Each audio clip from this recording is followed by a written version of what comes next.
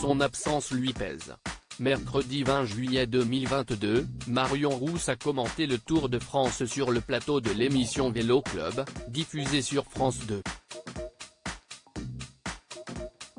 Frustré que son compagnon, Julien Alaphilippe, n'y participe pas cette année, CIST après que le directeur du Tour de France lui ait indiqué que les 2 premières étapes de l'édition 2023 pourraient tout à fait correspondre aux qualités de son compagnon que la jeune femme sait emporter.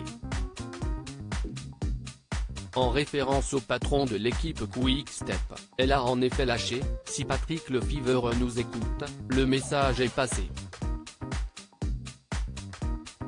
Amusé, Laurent Jalabert s'est exclamé « Ça, CIST un tacle ».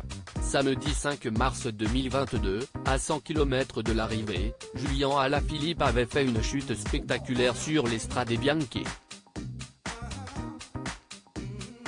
Sur Instagram, il avait indiqué à ses fans « C'était plutôt une belle journée, jusqu'au moment où je n'ai pas eu le choix que d'aller visiter le champ.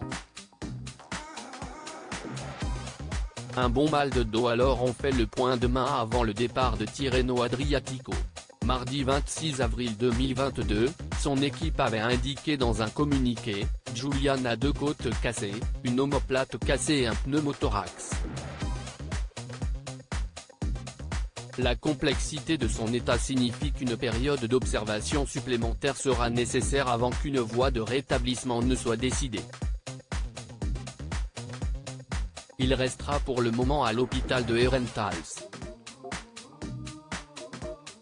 Julien Alaphilippe, je ne veux pas être au départ si je ne peux pas être à mon meilleur niveau, estimant qu'il n'avait pas suffisamment récupéré pour défendre ses chances sur la grande boucle, la formation belge de Julien Alaphilippe avait annoncé dans un communiqué dévoilé par le site Et Nieuwsblad, lundi 27 juin 2022, « Nous avons décidé de lui donner plus de temps pour récupérer et reconstruire sa condition, afin qu'il puisse être à 100% pour la deuxième partie de la saison. »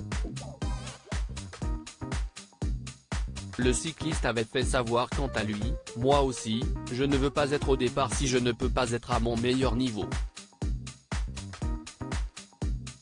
Il semblerait donc que ce ne soit que partie remise.